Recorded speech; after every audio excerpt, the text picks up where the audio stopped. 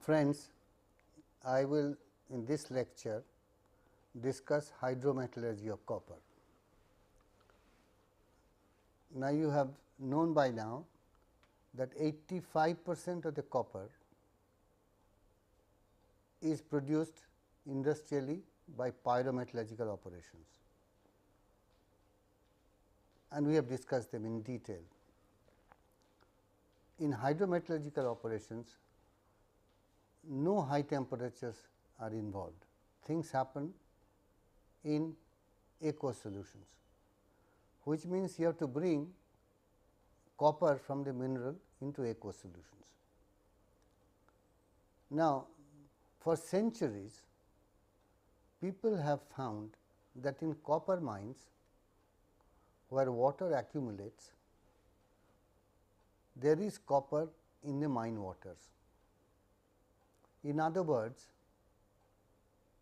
in natural conditions also, from the copper in the mines where there are pools of water, copper comes into solution. And actually, such solutions were used centuries ago to produce copper by cementation using iron powder or iron filings. You know, if you have copper sulphate and you put iron in that, copper precipitates, iron dissolves. So, in the mine waters where the copper was in solution, and the solution could be tell, if you put copper sulphate, it is blue, people recovered copper that way. Now, this was known, but it takes months if not years to produce a solution suitable for commercial exploitation. You cannot put copper concentrates in a pond and think that it will dissolve and give you a solution of copper because it is sulphide, copper sulphate. That does not happen. It will happen, it will take years. But in the early part of 20th century, it was accidentally discovered that certain types of bacteria considerably accelerated this process of natural conversion of copper into soluble sulphates. Schematically, we can show it like this. Say, suppose approximately if it took 100 days for the natural process to recover 100% mineral extracted from the mines, with bacteria it will be far more rapid. And they were surprised that there were certain mines where very quickly in mine waters soluble copper was appearing. Then they found this is true in natural conversion of many kinds of sulphides,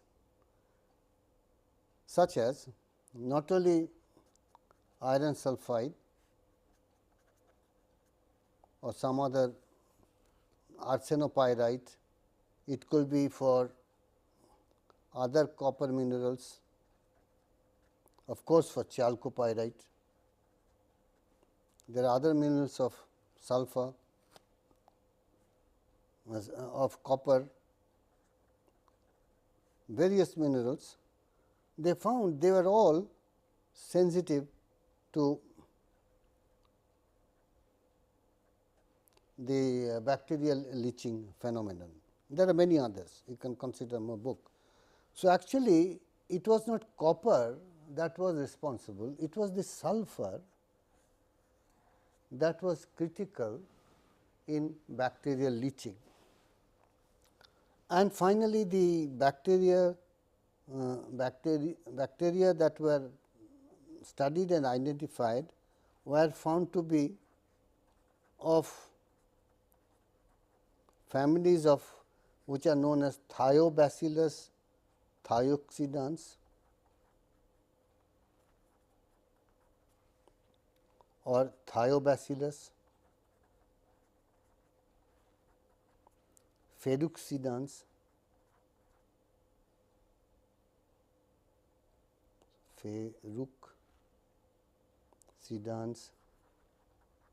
and Ferrobacillus. These are the three most important types.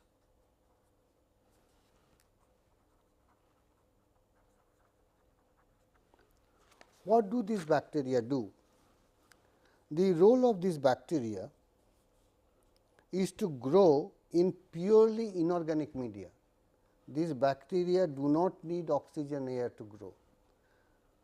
They obtain their energy by oxidizing inorganic substances such as sulfur and thiosulfate. The oxidation of these inorganic constituents give them the energy, and oxidation of ferrous ion to ferric ion, that conversion gives the energy to survive and grow.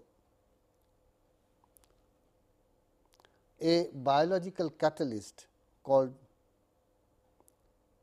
enzyme is also synthesized by the bacteria that helps in acceleration of the rate of oxidation reactions. Forget about what the bacteria do. I will not go into the details of that, but essentially these bacteria speed up the processes of oxidation of sulfur,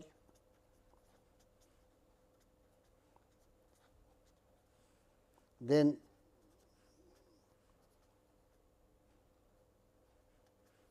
dissolution of copper,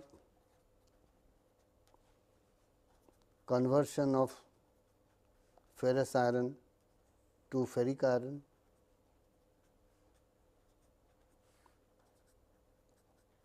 other reactions for oxidation of iron. Essentially, what happens is that if we write the metal sulphide oxidation by ferric iron to be this,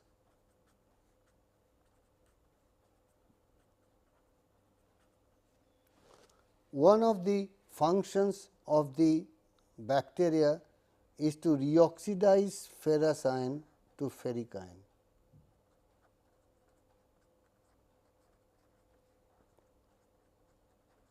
So that we are constantly getting ferric ion that will dissolve the metal sulphide to produce metal ions in solution.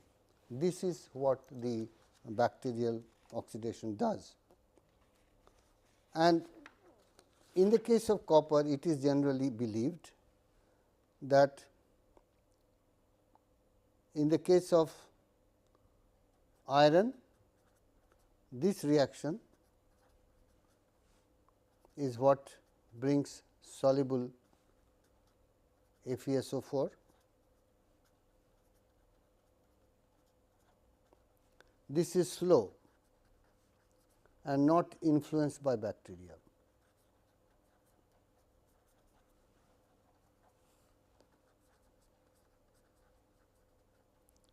But under slightly alkaline or acidic condition, this ferrous sulphate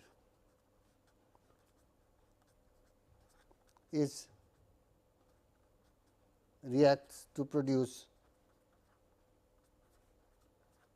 this.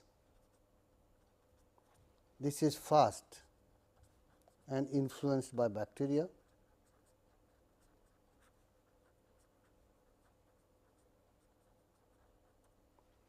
And then the ferric sulphate, this will hydrolyzes and sulfuric acid is liberated by reaction like this.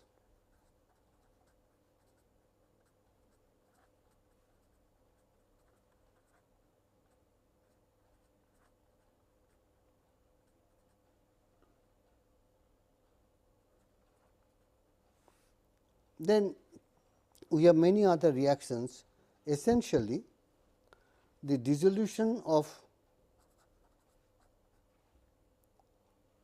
copper sulphide we can write as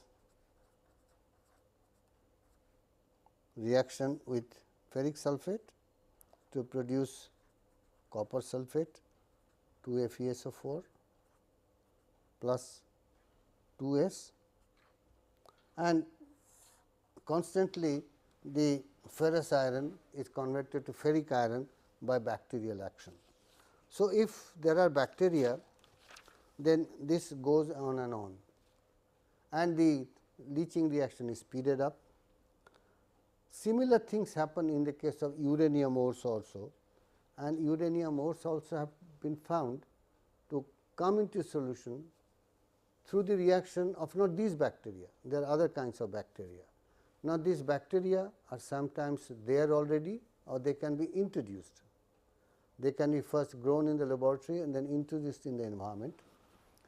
For these bacteria, there are also some conditions for survival and growth.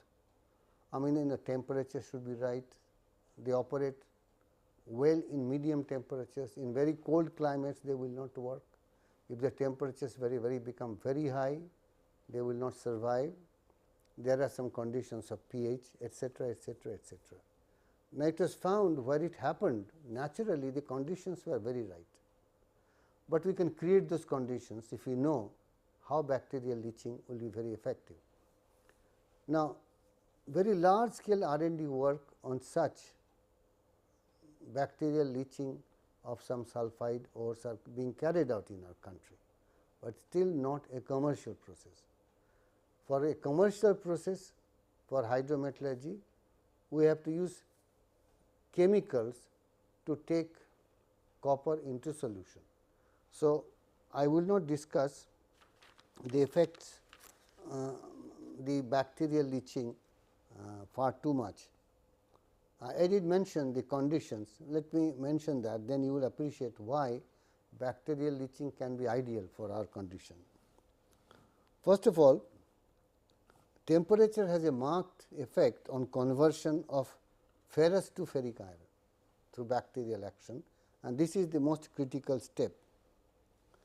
Maximum bacterial activity is between 30 to 35 degrees centigrade. These are the ideal temperatures available in our climate. 30 to 35 degrees, the bacteria are most effective. If the temperature is above this, bacterial activity would come down. Beyond 50, it will almost stop, and at a temperature higher than 70 degrees, of course, microorganisms become sterile and they are destroyed. Of course, in nature there are no temperatures like 70 degrees, but people have done to find out what happens to the bacteria. They become sterile and then they will die. If the temperature decreases below 30 degrees, the activity also decreases, and at a temperature below 18 degrees centigrade, there is hardly any bacterial activity. So, in cold climate, bacterial activity cannot be exploited. Our country has the ideal climate, 30 to 35 degrees. Of course, they are living organisms, so they have to be fed with nutrients, some food to grow, and some obvious nutrients would be where there is ferrous iron like FeSO4, FeS2, ammonium sulphate, ferrous sulphate. These are the nutrients. To the leaching solution, if they are added, then the ferrous iron concentration increases, and they have a conversion from ferrous to ferric, which is on which the bacteria thrive. That also is there, and bacteria become more active, and rate and extent of conversion both will increase. There are other factors like it is a surface phenomenon. After all, bacteria will reside on the surface of the mineral particle and react there. Therefore, the particle size of the solids which are undergoing bacterial leaching are important. Finer solids will be more amenable to bacterial leaching, and once the ground the ore, the surface area available is a lot more, leaching rate will be high, because surface area for bacteria to come and grow is more. There are some problems, however. You must understand, if you make the deposit very fine, then the bacterial action may begin to drop, because the permeability would drop, because in all these air needs to be supplied. You will find in all reactions air is required. So, if the particles are very fine, the permeability is low and air cannot get access to all the sites where bacterial action is taking place. It will also help if you have a shallow bed, means if you have a very deep bed with a lot of water level, then the bacterial action is very effective. It should be a shallow bed in a wide area with fine concentrates lying around, ideal for bacterial action. What about direct sunlight? In our country gets a lot of sunlight. It has been found that if there is too much of direct sunlight, then the bacterial action is not destroyed, but it is very much adversely affected. Like all humans also, if we are put in the sun in a desert, we really cannot be very active. We need hot humid conditions, but not too much of light. Bacteria will not die, but they will not be so active. It is very sensitive to ultraviolet light. Even a short exposure will completely sterilize bacteria. So, preferably some kind of a shade would be ideal for bacterial action. Then it needs aeration also, and they are active only in acid media. So, the acidity will have to be controlled, pH will have to be controlled, they have to be aeration, and ideally a pH value of 2 to 3.5 should be maintained. That kind of a pH value is ideal. Both above and below this, bacterial action will drop. At pH value around 6, when it is almost becoming neutral, oxidation is inhibited, and if it becomes alkaline, means if it goes well beyond 7, bacteria die. So, the bacteria live in acid conditions, not in alkaline conditions. Supply of oxygen is vital, and there has to be aeration in a portion of the bacterial solution, and subsequently the aerated solution will have to be supplied to the site. So, from a central aerated solution, it is sprinkled onto the rest of it. So, there are these conditions, but the scope is very good in India for bacterial leaching operations,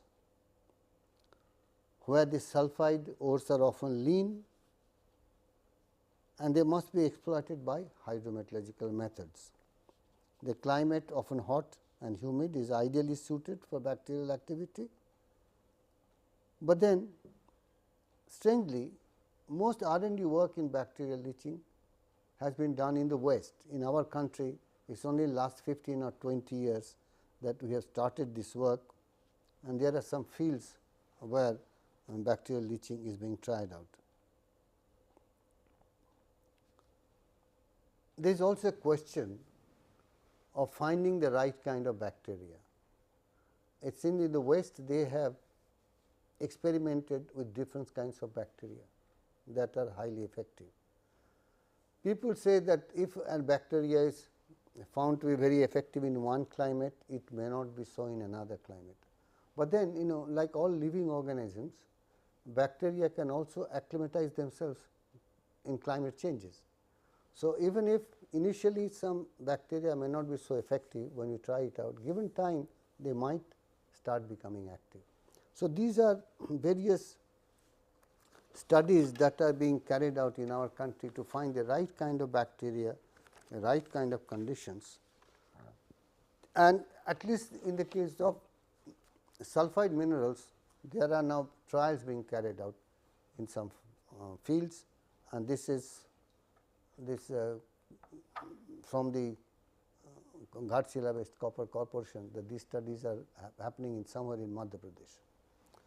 But as I said, these are still not in the R&D stage. There is not found an industrial application. For industrial application, we need a process where chemically we will convert the copper minerals into a solution. Now, let us see how we do that. Now, there are two ways, two things that have become common that get soluble copper chloride or produce soluble copper sulphate. Both chloride in solution and sulphate in solution can be electrolyzed to produce copper through electrolysis of aqueous solutions. Now, for copper chloride route, the copper concentrate has to be ground always. Whenever you are going for leaching, you have to go for fine ores. Leaching at about 106 degrees, which means you need again an autoclave. Why above 100 degrees? Because we accelerate the process of leaching. Leaching will be by a ferric chloride solution. It is called ferric chloride leaching process. Copper will be taken into solution, you filter, the solids will go for solvent extraction to get elemental sulfur. The liquid will go to the cementation route, that you put iron filings, copper will precipitate, the filtration will give a liquid from which through crystallization we can recover FeCl2. By roasting we produce hydrochloric acid gas, and then after electrolysis we can get hydrogen and this chlorine, which will go for ferric chloride regeneration, because from here it is coming here, and so we will get copper. Unfortunately, this process, although sound in theory, is not very attractive from the energy point of view. Surprisingly, although it is a room temperature process, on the whole it needs more energy than compared to a pyrometallurgical process. You might think it is ironical, but in this case it is not, because you have seen that in copper metallurgy reactions are exothermic. You are not supplying heat from outside to carry out the reactions, you are essentially supplying heat to take care of the heat losses in some reactors. Otherwise, if you do things well, you do not need a heat supply. So, the bigger the reactor, the more continuous the process, the heat requirements become lower. Whereas, in a process like this, of course, grinding is there also in pyrometallurgy, but in all this leaching, you need an autoclave operation, you need electricity to operate autoclaves at higher temperatures, you need lot of this pumping of fluid from here to there, you need solvents which are expensive, you need filtration, the operational steps are there, there is a fire refining here finally to get copper. All these actually adds up to the energy requirements. So, it has not been found very attractive commercially. But the next one is more attractive. It is to get copper sulphate into solution. Now, one obvious way will be that you take copper pyrites concentrate and you roast to produce copper oxide and then dissolve by sulphuric acid to get copper sulphate. But no, there is a simpler way of doing that. If you go back to my lectures, general lectures on roasting, we had seen that if you take a metal oxide and if you oxidize metal sulphide and oxidize, you can generate a whole range of products. Could be a lower oxide, could be a sulphate, could be a compound which both has some oxide, some sulphate, etc., etc. It all depends on how you control the partial pressure of sulphur and partial pressure of oxygen. So, the copper sulphide can be converted straight to copper sulphate by roasting operation, and then that copper sulphate would simply dissolve in water. You do not have to bring in acid. As a matter of fact, in that process you generate SO2, which will go for sulphuric acid generation. Now, look at this diagram. This figure shows the stability regions in the CuOH system in a fluid bed roaster. A roasting temperature higher than 650 is required to achieve good roasting kinetics. 700 degrees centigrade is optimum when partial pressure of SO2 lies between this and this and PO2 lies between this and this. Let us see what is it we are plotting here. We are plotting free energies of decomposition of the whatever is written here as a function of temperatures. Free energies of decomposition, mind you. This is the line for CuO, this is the line for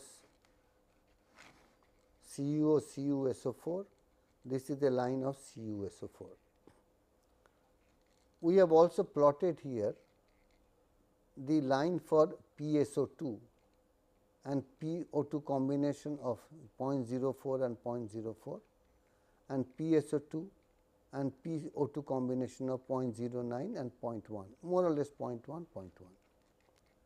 Now, if we are somewhere here, we will always produce copper sulphate. If you go into this region, we will produce CuSO4. If you go beyond this, we will produce CuO.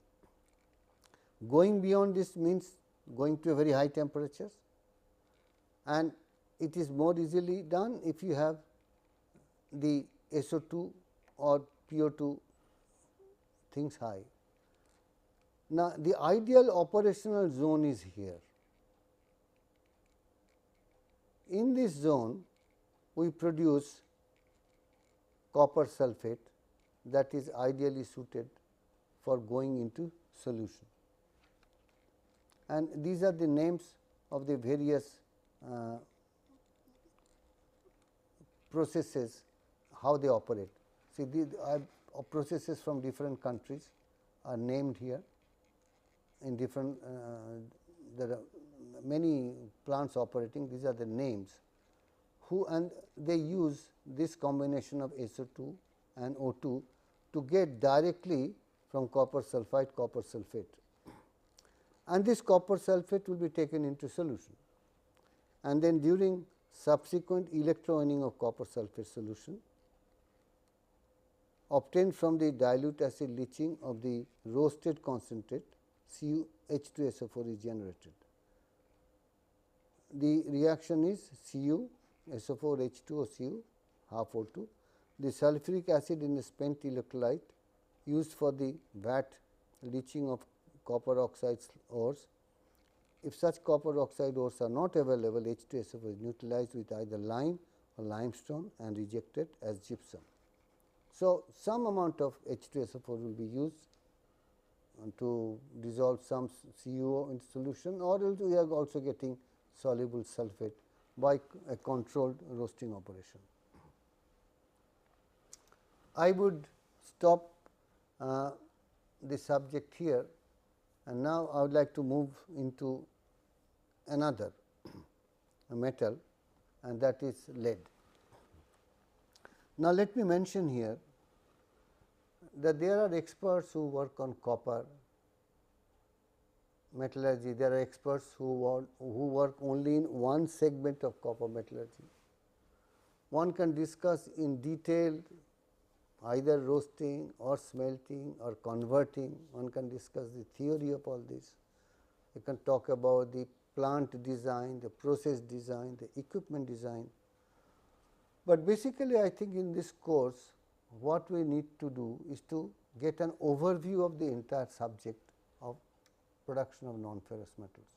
So, I am going through some basic concepts, and at the end I would like to come back to one or two extraction processes and look at them a little more critically, taking as a specific example how you analyze for energy, how you analyze for process steps.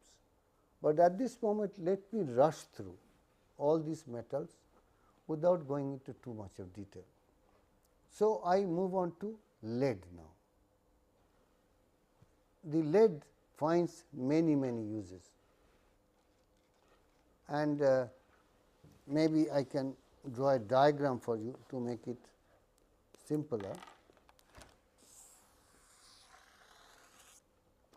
You know that batteries constitute almost a third of that, 32% go into batteries. This is the more important. Then comes anti-knock compounds. We use in cables 17%, sheets and pipes. There are miscellaneous uses in many things.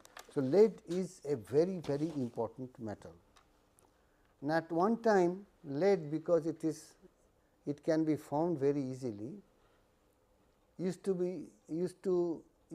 used in piping. Even in our childhood, in our wash basins, it was connected to the water supply through lead pipes. And you will be surprised to know that the Romans used lead pipes for their water supply, because there was no other material easily available at that time. They did not have those quantities of iron pipes, and lead was also very easy to lay down. It was flexible, it could be given any shape they wanted, it could be bent, it could be also maybe diameter could be increased or decreased in case they wanted to have connections. Those lead pipes are still there in Roman ruins, and they have stayed like this intact. But these days we cannot use lead in piping, because people know about the toxic effects of lead. There can be lead poisoning if you are drinking that water which is coming through lead pipes day in and day out. Then there are problems. So, lead is no longer used in pipes. Besides, there are now cheaper materials, more effective. We have steel, we have plastics, we have polymers and all kinds of things. But at one time lead was used, but lead is still used in cable sheathing. Maybe you want a flexible cable, you can have a sheathing of lead, very effective.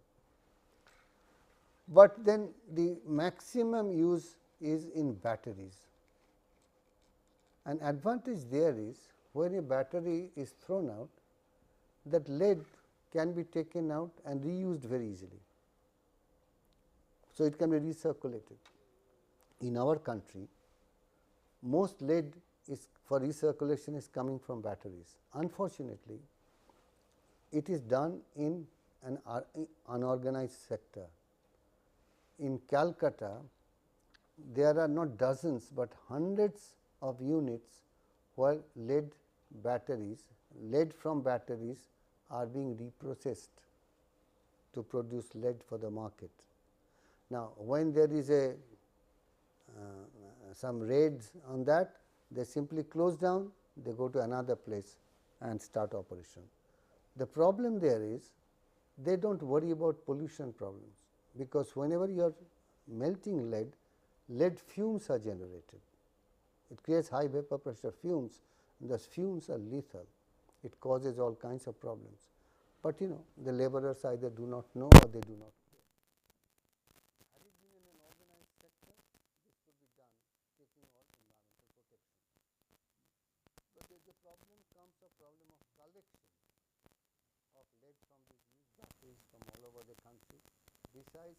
if there are people who are doing it locally, people find it very easy to sell it off to them. And so anywhere you buy these batteries, they are very willing to give you some price for the old batteries, and they reprocess. It goes to those who reprocess lead. Anyway, so all I wanted to mention is in the batteries it uses maximum, and as the automotive industry expands in our country, more lead is required. There will be more secondary lead. Okay, well, let us leave it there. The common ore of lead is galena, which is written as PBS, and because it is a sulphide, it is always associated with zinc sulphide, iron sulphide, copper sulphide, several precious metals, can be there some carbonate also there. But then extraction of lead from galena seems to be a very straightforward issue. What we need is simply blast furnace reduction of lead oxide by carbon. In theory, it can be done at a temperature below 1200 degrees. In blast furnace operation, you need for iron production you need 1700 degrees. In lead blast furnace, one operates just about 1200 degrees centigrade. Blast furnace is also shorter in height. But one problem here is that lead sulphide is coming from a flotation process. From a sulphide ore which has copper sulphide, lead sulphide, zinc sulphide. Lead sulphide concentrate is obtained by a differential flotation process that requires very fine ore to start with. So, what one obtains is also in very fine form. The concentrate will be very fine. When that lead sulphide is roasted to produce lead oxide, it will also be fine. That fines cannot be charged in blast furnace, because you know how blast furnace operates. It is a vertical reactor in which the oxide charge is reduced by carbon. There are tuyeres from which oxygen is coming, air is coming to oxidize the coke to produce CO. That CO will have to permeate through the bed for reduction. So, if they are fines, they simply cannot go through. In the case of iron blast furnace also, one needs particles of iron ore. Initially, they used to have iron ore particles from the mines of a certain size. Now, sinters are fed. Sinters are made from finer particles by the process of sintering. Sintering means you take a lot of smaller particles, let them undergo incipient fusion. Incipient fusion means only fusion on the particle surfaces, so that smaller particles agglomerate. So, from a fine we can produce agglomerates of the size we want. Typically, it will be several centimeters. So, it kind of nodules. Once you have produced those agglomerates, that agglomerate will be charged in the blast furnace, so that in the furnace there will be sufficient permeability for the gases to go through. You cannot charge the fine oxide you have obtained from roasting operation. You need sinters, and to repeat, sinters are agglomerates of fines obtained through incipient fusion of particulate matter, which create bigger particles, which when packed will have enough permeability in them. Now, there are different kinds of sintering machines. A simple sintering machine is a batch sintering, where in a sinter pot the fines are charged along with some fuel.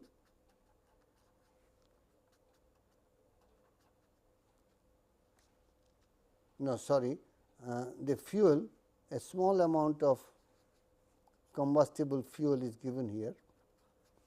This is burnt to make a flame, and then a suction is given from the top to the bottom. So, the flame front moves, flame moves through the charge. You might need little bit of fuel inside also. So, basically we need that a flame will go through the whole charge, not very slowly. The whole idea is not to melt anything, but as the flame goes through this, these particles begin to stick to each other, because only the surfaces are melted, and from once we get particles, irregular shaped. The size can be controlled by the speed of movement of the flame front, which is controlled by the vacuum, also the initial particle size of this, and some other parameters. So, the whole idea is from fines we get particulate matter, but this is a batch process.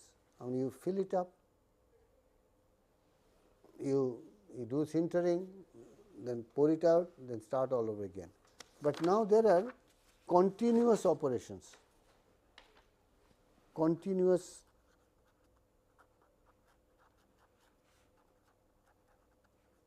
sintering operation, and the standard machine is called Dwight-Lloyd sintering machine.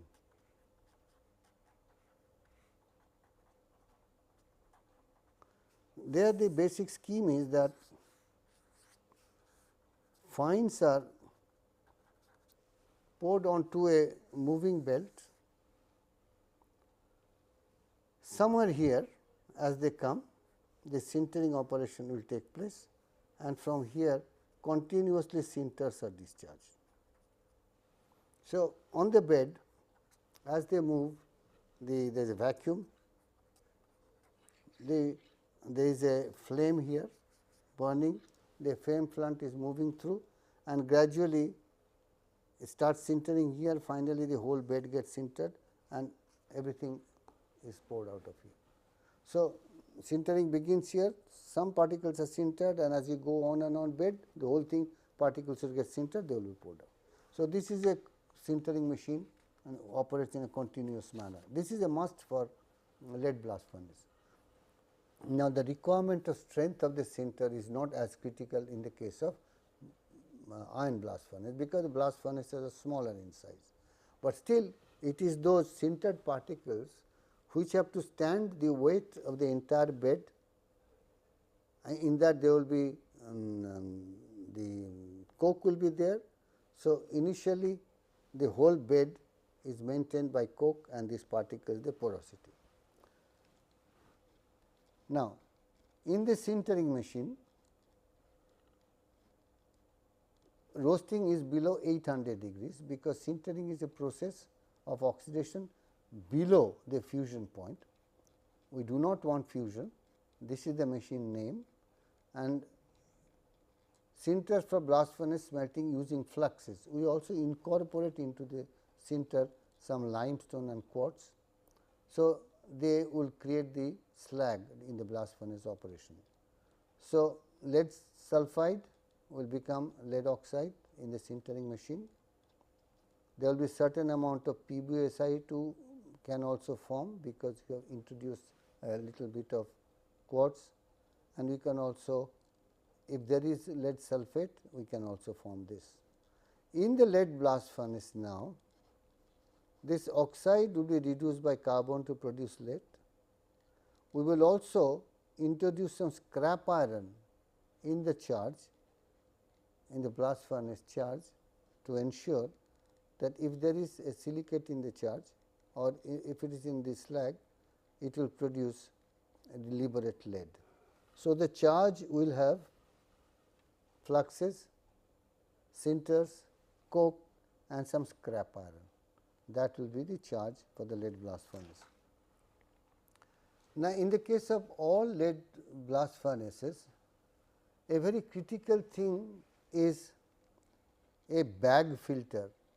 Everywhere you will find, whenever they are talking about lead blast furnace, at the top of the furnace there is a filter to trap all lead fumes or lead oxide fumes. Otherwise, the entire plant would not be environmentally safe. And at the top of the furnace, either bag houses will be there or electrostatic precipitators can also be there, like we have for iron blast furnaces, to recover the lead fumes from outgoing gases, and we show you one cutaway view of this. Now, the blast furnace smelting, in the case of iron ore smelting, we get two layers. We produce pig iron at the bottom, and above that is a slag layer.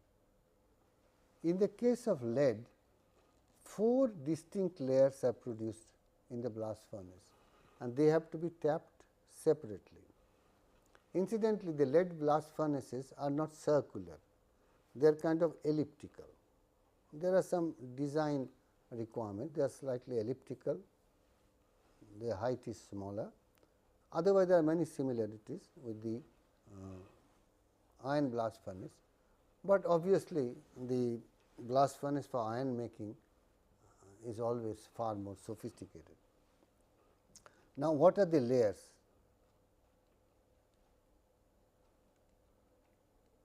Remember, the lead is very heavy. So, we have at the bottom lead. The specific gravity is 11, because the lead has many things also in it. And there is another distinct layer called spice. There is an E missing, spice, which is essentially an intermetallic compound FeAS4 with some other impurities. It is about 6, and then there is a matte, because there is always some copper in lead. So, there will be a matte, which specific gravity is 5, and above that there is a slag. There is a mistake there. I think just a minute.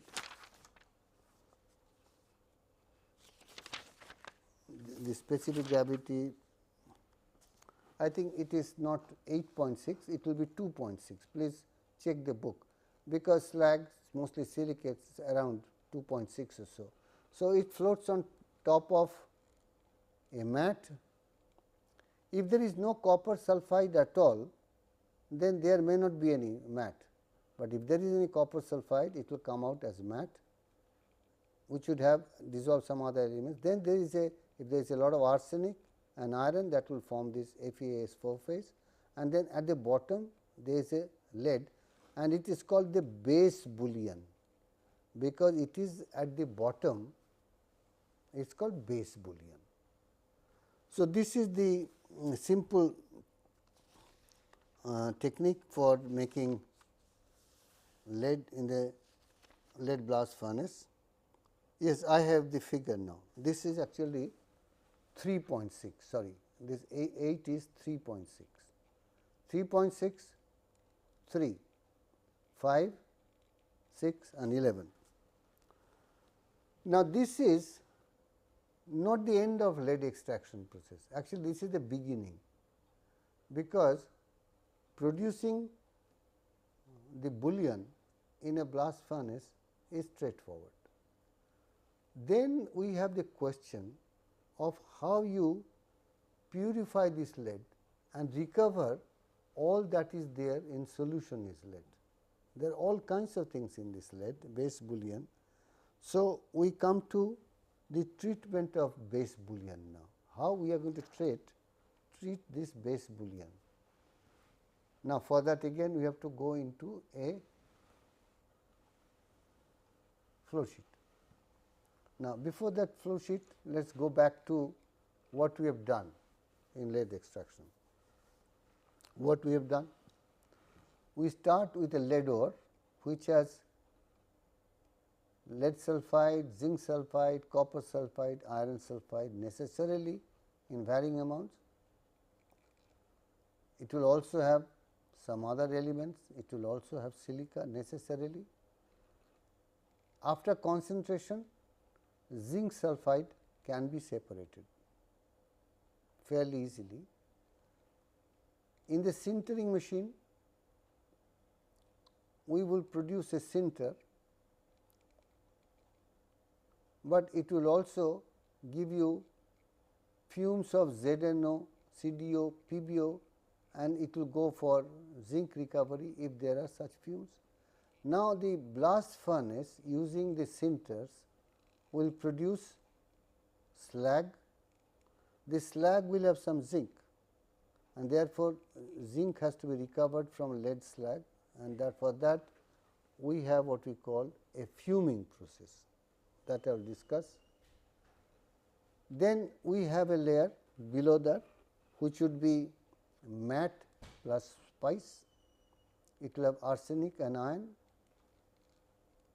On top there is, and then there is in the bottom we have the base bullion. Of course, the gas, dust, etc. go out. It is this bullion now we have to think of treating. This would necessarily have some copper, it will also have some arsenic, it will have other elements, it will also have precious elements like silver, gold, etc. Balance would be lead. So, I will discuss the treatment of base bullion in the next lecture. So, now let me quickly recapitulate what we did today. We started with hydrometallurgy of copper, and I mentioned in hydrometallurgy the idea is not to use high temperature reactors. The goal is to have copper in solution, aqueous solutions. From there we want to get copper out through electrolysis or whatever method. Now, in nature, in copper mines, copper dissolves naturally in water bodies, but it takes many months or maybe years. It was accidentally discovered that some bacteria can expedite this process. These bacteria do not need for their life oxygen, they thrive on inorganic constituents, and they derive energy from reactions such as ferrous oxide, ferrous ion being oxidized to ferric ion. Many things happen, but if there is a sulfur or sulphate, if there is a ferrous ion, then the bacteria can be effective, and they far more rapidly than natural process can bring into solution copper. It is applicable a bacterial action in many minerals, mostly sulphide minerals, but also oxide minerals like uranium. There are different kinds of bacteria. People are trying them out. Bacterial leaching has been applicable for gold also in leaching, but we will not get into that now.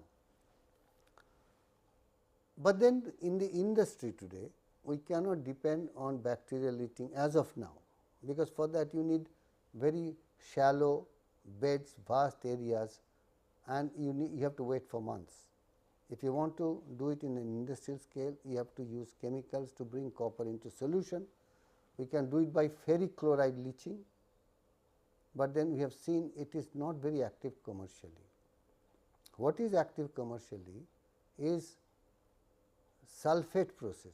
We can roast copper minerals under controlled conditions to produce sulphate, or we can also leach by sulphuric acid to bring copper oxide into sulphate solution.